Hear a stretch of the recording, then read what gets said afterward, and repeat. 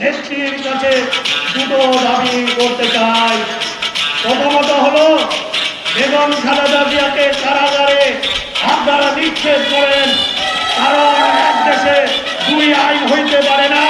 10 বছরের কারাদণ্ডপ্রাপ্ত আসামি কারাগারের বাহিরে থাকার কোনো সুযোগ নাই। আপনি মানবতার জননী, আপনার মানবতা দিয়ে আপনার প্রতিপক্ষ নেত্রীকে আপনি বাঁচিয়ে রেখেছেন। এখন সে ভালোই আছে, সবগুলো লোক বলে গেছে না। এখন বলে সে প্রধানমন্ত্রী হওয়ার খোয়াব দেখে, এখন তারে কারাগারে দিয়া খোয়াব দেখান, এখন আপনার কারাগারে নিক্ষেপ করে দেন।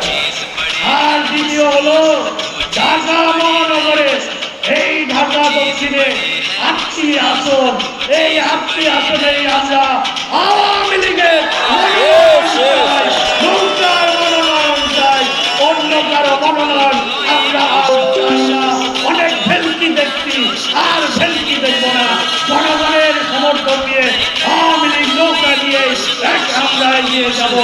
যদি তো ডাক শুনে কেউ না চলে তাহলে একলা চলতে পারে, একলাই স্বাধীনতা এনে দিয়েছে আওয়ামী লীগই পারবে। আওয়ামী লীগই পেরেছে আপনার নেতৃত্বে। আজকে আপনি দেখছি একলা এই বাংলাদেশের ভবিষ্যৎ আপনি পরিবর্তন করে দিয়েছেন।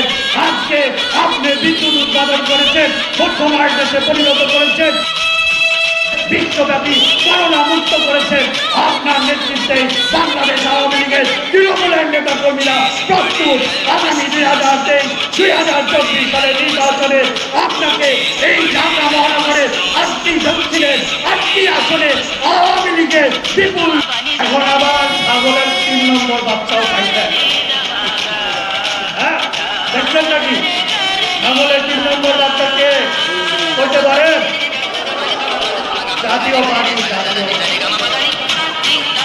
আজকাল ওনারা ফাল দিয়ে ওনারা বলে 300 আসনে তারা নির্বাচন করবে এবং তারা সরকার গঠন করবে। এতদিন খাইলাম দুধকলা দিয়া, তখন আমার এই তো আমার দাদি বলতেন, আমার দাদি ছিলেন বঙ্গবন্ধুর গর্ব, আপন বঙ্গবন্ধু দাদিকে বঙ্গবন্ধু বুঝি বলতেন, বুঝি আমাদের ফরিদপুরের ভাষা। তো দাদি বলতেন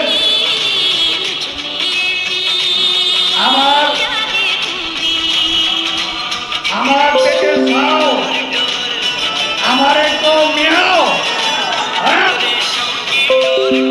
তো এখন জাতীয় পার্টির এই অবস্থা। এখন তারাও খুব যাতায়াত করে, আমরা যাবো।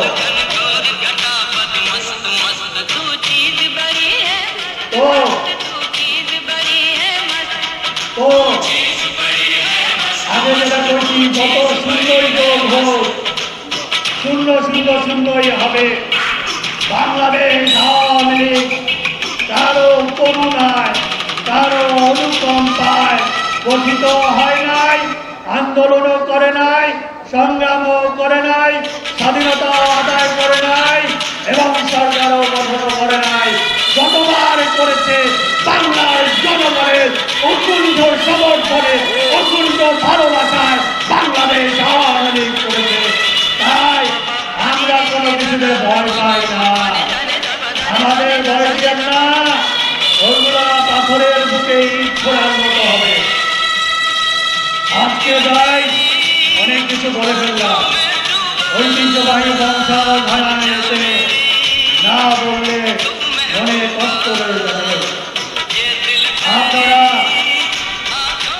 এই এলাকা থেকে একটা লাভ হচ্ছে, জাতীয় পার্টি যখন গেছে তখন এই আসনটা তখন খালি হয়ে গেল।